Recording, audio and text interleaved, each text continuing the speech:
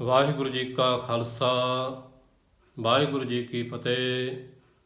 ਗੁਰੂ ਪਿਆਰੀ ਸਾਧ ਸੰਗਤ ਜੀ, ਇਹ ਜੋ ਪਾਨ ਪਿੱਤਰ ਸ਼ਬਦੀ ਵਿਚਾਰ ਆਪ ਜੀ ਸਰਵਣ ਕਰਨ ਜਾ ਰਹੇ ਹੋ, ਭਗਤ ਲੋਚਨ ਜੀ ਦੇ ਮੁਖਾਰ ਬਿੰਦ ਤੋਂ ਉਚਾਰਨ ਕੀਤਾ ਹੋਇਆ ਇਹ ਪਾਨ ਪਿੱਤਰ ਸ਼ਬਦ ਗੁਜਰੀ ਰਾਗ ਅੰਦਰ ਜੁਗੋ ਜੁਗ ਟਲ ਸਾਹਿਬ ਸ੍ਰੀ ਗੁਰੂ ਗ੍ਰੰਥ ਸਾਹਿਬ ਜੀ ਦੇ ਪਾਵਨ ਅੰਗ 526 ਉੱਤੇ ਅੰਕਿਤ ਹੈ।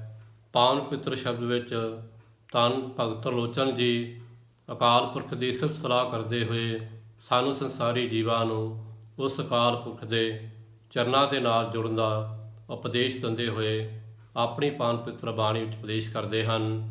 ਧੰਨ ਭਗਤ ਤਰਲੋਚਨ ਜੀ ਆਪਣੀ ਬਾਣੀ ਵਿੱਚ ਉਪਦੇਸ਼ ਕਰਦੇ ਹਨ ਕਿ ਭਾਈ ਸਾਨੂੰ ਸਦਾ ਹੀ ਮੌਤ ਨੂੰ ਯਾਦ ਰੱਖਣਾ ਚਾਹੀਦਾ ਹੈ ਤੇ ਇਸ ਕਰਕੇ ਸਦਾ ਹੀ ਸਾਨੂੰ ਅਕਾਲ ਪੁਰਖ ਦੀ ਯਾਦ ਵਿੱਚ ਜੁੜੇ ਰਹਿਣਾ ਚਾਹੀਦਾ ਹੈ। ਪਤਾ ਨਹੀਂ ਮੌਤ ਦਾ ਸੁਨੇਹਾ ਕਦੋਂ ਆ ਜਾਵੇ ਤੇ ਜਿਹੜੀ ਸਾਡੀ ਸੁਰਤ ਹੈ ਉਹ ਦੁਨਿਆਵੀ ਸੰਸਾਰ ਧੰਦਿਆਂ ਵਿੱਚ ਲੱਗੀ ਹੋਵੇ, ਮੋਹ ਮਾਇਆ ਦੇ ਵਿੱਚ ਹੀ ਜੁੜੀ ਹੋਵੇ, ਜਿਸ ਕਰਕੇ ਅੰਤ ਸਮੇਂ ਸਾਡੀ ਸੁਰਤ ਜਿਹੜੀ ਹੈ ਉਹ ਵਿਸ਼ੇ ਵਿਕਾਰਾਂ ਵਿੱਚ ਲੱਗੀ ਹੋਵੇ ਤੇ ਉਧਰੋਂ ਭਾਈ ਸਾਡੀ ਮੌਤ ਦਾ ਸੁਨੇਹਾ ਆ ਜਾਵੇ ਤੇ ਜਿੱਥੇ ਸਾਡੀ ਸੁਰਤ ਟਿਕੀ ਹੋਵੇਗੀ ਅੰਤ ਸਮੇਂ ਮੌਤ ਸਮੇਂ ਭਾਈ ਸਾਨੂੰ ਇਹ ਸਰੀਰ ਤਿਆਗਣ ਤੋਂ ਬਾਅਦ ਫਿਰ ਅਗਲਾ ਜਨਮ ਜਿਹੜਾ ਹੈ ਉਸੇ ਹਿਸਾਬ ਨਾਲ ਮਿਲੇਗਾ ਜਿੱਥੇ ਮਰਨ ਲੱਗਿਆਂ ਸਾਡੀ ਸੁਰਤ ਜੁੜੀ ਹੋਈ ਸੀ। ਇਸ ਕਰਕੇ ਧੰਨ ਭਗਤ ਲੋਚਨ ਜੀ ਕਹਿੰਦੇ ਹਨ, ਭਾਈ ਹਰ ਸਮੇਂ ਸਾਨੂੰ ਪ੍ਰਭੂ ਦੀ ਯਾਦ ਵਿੱਚ ਜੁੜੇ ਰਹਿਣਾ ਚਾਹੀਦਾ ਹੈ।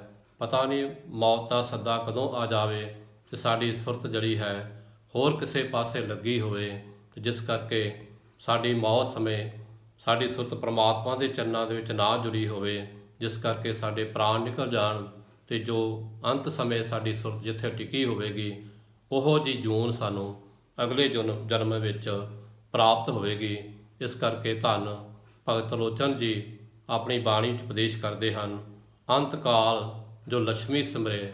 ਅੰਤ ਸਮੇਂ ਮੌਤ ਦੇ ਸਮੇਂ ਭਾਈ ਜਦੋਂ ਮੌਤ ਦਾ ਸੱਦਾ ਆ ਜਾਵੇਗਾ ਉਸ ਸਮੇਂ ਜੇ ਸਾਡੀ ਸੁਰਤੀ ਮਾਇਆ ਦੇ ਵਿੱਚ ਟਿਕੀ ਹੋਵੇਗੀ, ਇਕੱਤਰ ਕੀਤਾ ਹੋਇਆ ਧਨ ਜਿਹੜਾ ਹੈ ਉਹਦੇ ਵਿੱਚ ਜੁੜੀ ਹੋਵੇਗੀ ਕਿ ਸਾਡੇ ਮਰਨ ਤੋਂ ਬਾਅਦ ਸਾਡੇ ਜੋੜੇ ਹੋਏ ਧਨ ਦਾ ਕੌਣ ਵਾਰਸ ਬਣੇਗਾ, ਜਿਸ ਕਰਕੇ ਸਾਨੂੰ ਭਾਈ ਫਿਰ ਦੁਬਾਰਾ ਜਿਹੜਾ ਮਨੁੱਖ ਜਨਮ ਤੋਂ ਬਾਅਦ ਵਿੱਚ ਅਗਲੇ ਜਨਮ ਜਿਹੜਾ ਪ੍ਰਾਪਤ ਹੋਵੇਗਾ ਉਹ ਸੱਪ ਦੀ ਜੂਨ ਦਾ ਪ੍ਰਾਪਤ ਹੋਵੇਗਾ ਕਿ ਸਾਨੂੰ ਸੱਪ ਦੀ ਜੂਨ ਵਿੱਚ ਪੈ ਕੇ ਫਿਰ ਉਸ ਮਾਇਆ ਉੱਤੇ ਬੈਠਣਾ ਪਵੇਗਾ। ਅੰਤ ਕਾਲ ਜੋ ਲక్ష్ਮੀ ਸਿਮਰੇ। ਧੰਨ ਭਗਤ ਲੋਚਨ ਜੀ ਕਹਿੰਦੇ ਹਨ, ਭਾਈ ਅੰਤ ਸਮੇਂ ਮੌਤ ਦੇ ਸਮੇਂ ਜੇ ਅਸੀਂ ਮਾਇਆ ਨੂੰ ਯਾਦ ਕਰਕੇ ਸਾਡੇ ਪ੍ਰਾਣ ਨਿਕਲ ਗਏ, ਐਸੀ ਚਿੰਤਾ ਮੈਂ ਜੇ ਮਰੇ।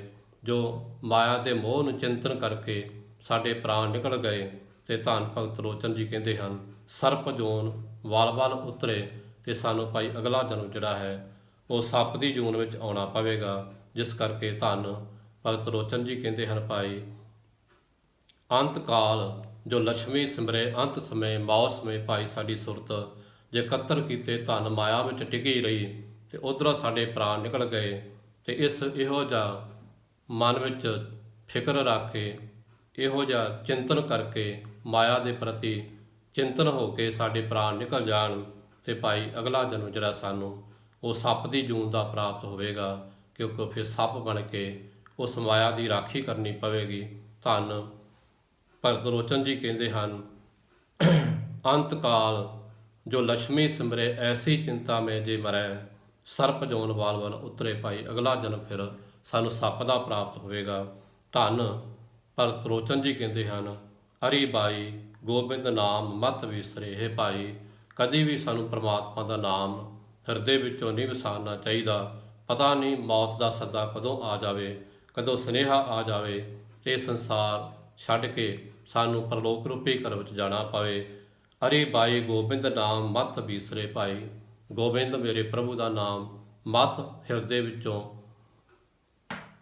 ਵਿੱਚ ਵਸਾਰਨਾ ਨਹੀਂ ਚਾਹੀਦਾ, ਕਿਉਂਕਿ ਪਤਾ ਨਹੀਂ ਕਦੋਂ ਸਾਡੀ ਮੌਤ ਆ ਜਾਵੇ, ਮੌਤ ਦਾ ਸੱਦਾ ਆ ਜਾਵੇ ਤੇ ਇਸ ਕਰਕੇ ਸਾਡੀ ਸੁਰਤ ਜਿਹੜੀ ਹੈ ਉਹ ਸੰਸਾਰਕ ਧੰਦਿਆਂ ਵਿੱਚ ਲੱਗੀ ਹੋਏ, ਮੋਹ ਮਾਇਆ ਵਿੱਚ ਲੱਗੀ ਹੋਏ ਤੇ ਸਾਡੇ ਪ੍ਰਾਣ ਨਿਕਲ ਜਾਣ। ਇਸ ਕਰਕੇ ਭਾਈ ਸਦਾ ਸਾਨੂੰ ਗੋਬਿੰਦ ਪ੍ਰਭੂ ਦੀ ਯਾਦ ਵਿੱਚ ਜੁੜੇ ਰਹਿਣਾ ਚਾਹੀਦਾ ਹੈ। ਹਰੀ ਬਾਈ ਗੋਬਿੰਦ ਨਾਮ ਮਤ ਵਿਸਰੇ ਭਾਈ, ਕਦੇ ਵੀ ਪ੍ਰਮਾਤਮਾ ਦਾ ਨਾਮ ਹਿਰਦੇ ਵਿੱਚੋਂ ਨਹੀਂ ਵਿਸਾਰਨਾ ਚਾਹੀਦਾ।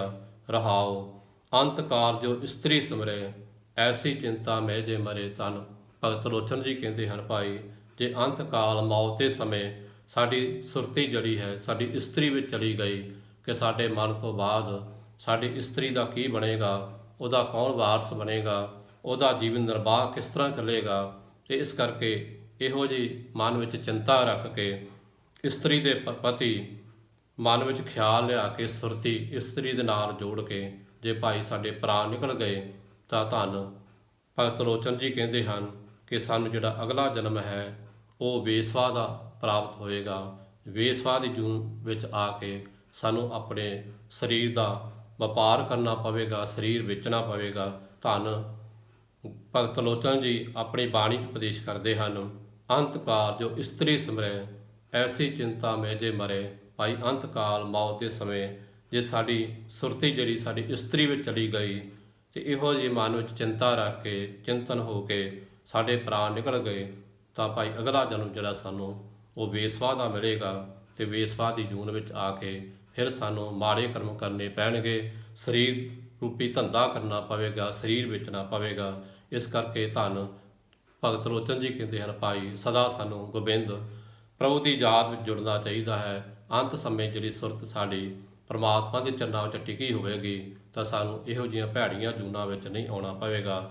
ਧੰਨ ਭਗਤ ਲੋਚਨ ਜੀ ਆਪਣੀ ਬਾਣੀ ਉਪਦੇਸ਼ ਕਰਦੇ ਹਨ, ਅੰਤ ਕਾਲ ਜੋ ਇਸਤਰੀ ਸਿਮਰੇ, ਐਸੀ ਚਿੰਤਾ ਮੈਂ ਜੇ ਮਰੇ। ਬੇਸਵਾ ਜੋਨ ਬਾਲ ਉਤਰੇ। ਭਾਈ ਅੰਤ ਸਮੇਂ ਸਾਡੀ ਸੁਰਤੀ ਸਾਡੀ ਇਸਤਰੀ ਵਿੱਚ ਚਲੀ ਗਈ, ਇਹੋ ਜਿਹਾ ਮਨ ਵਿੱਚ ਖਿਆਲ ਰੱਖ ਕੇ ਚਿੰਤਨ ਹੋ ਕੇ ਇਸਤਰੀ ਦੇ ਪ੍ਰਤੀ ਪ੍ਰਾਣ ਨਿਕਲ ਗਏ ਤਾਂ ਅਗਲਾ ਜਨਮ ਜਿਹੜਾ ਭਾਈ ਸਾਨੂੰ ਵੇਸਵਾ ਦਾ ਪ੍ਰਾਪਤ ਹੋਵੇਗਾ।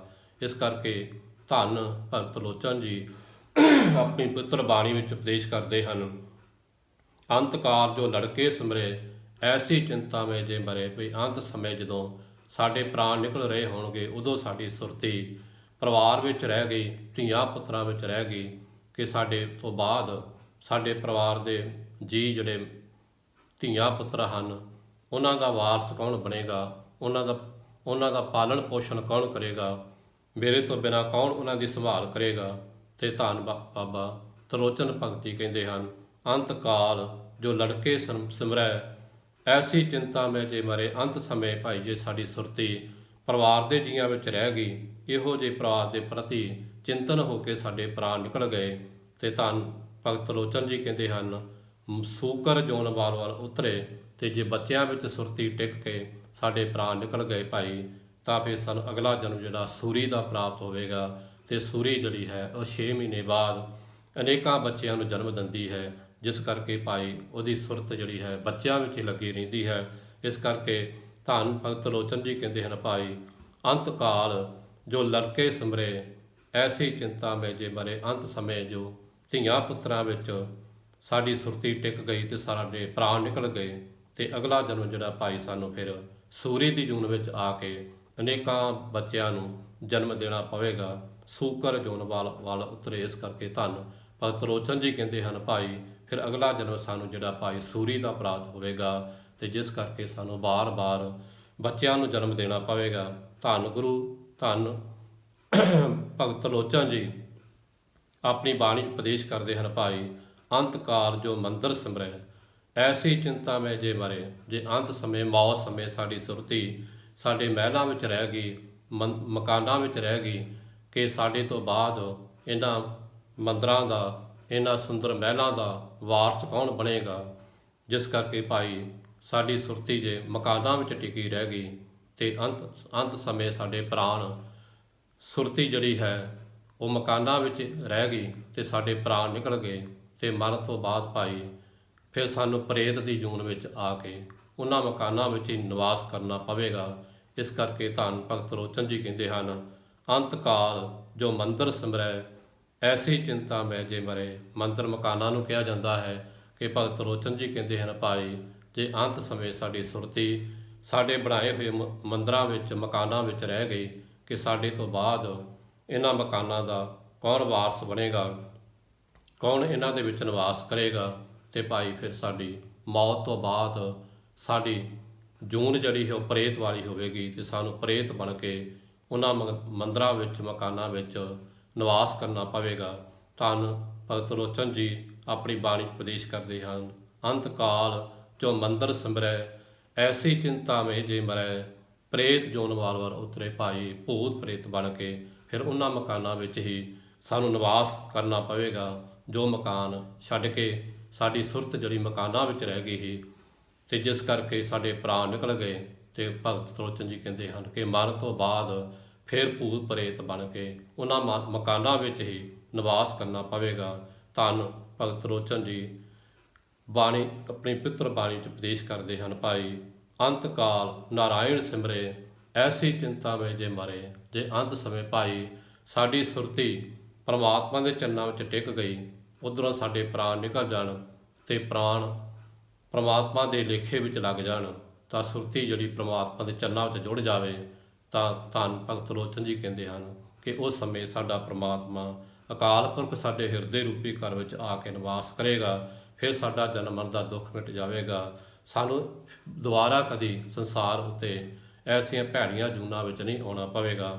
ਧੰਨ ਭਗਤ ਲੋਚਨ ਜੀ ਆਪਣੀ ਬਾਣੀ ਉਪਦੇਸ਼ ਕਰਦੇ ਹਨ, ਭਾਈ ਅੰਤ ਕਾਲ ਨਾਰਾਇਣ ਸਿਮਰੇ ਐਸੀ ਚਿੰਤਾ ਵਿੱਚ ਜੇ ਮਰੇ। ਅੰਤ ਸਮੇਂ ਭਾਈ ਜੇ ਸਾਡੀ ਸੁਰਤੀ ਪਰਮਾਤਮਾ ਦੇ ਨਾਰਾਇਣ ਅਕਾਲ ਪੁਰਖ ਦੇ ਚਰਨਾਂ ਵਿੱਚ ਜੁੜੀ ਹੋਵੇ, ਤਾਂ ਉਸ ਸਮੇਂ ਸਾਡੇ ਪ੍ਰਾਣ ਨਿਕਲ ਜਾਣ ਤੇ ਭਾਈ ਪਰਮਾਤਮਾ ਜਿਹੜਾ ਹੈ ਉਹ ਸਾਡੇ ਹਿਰਦੇ ਰੂਪੀ ਘਰ ਵਿੱਚ ਆ ਕੇ ਨਿਵਾਸ ਕਰੇਗਾ। ਸਾਡਾ ਜਨਮ ਮਰਨ ਦਾ ਦੁੱਖ ਮਿਟ ਜਾਵੇਗਾ। ਫਿਰ ਕਦੀ ਸਾਨੂੰ ਸੰਸਾਰ ਉੱਤੇ ਜਨਮ ਲੈ ਕੇ ਨਹੀਂ ਆਉਣਾ ਪਵੇਗਾ।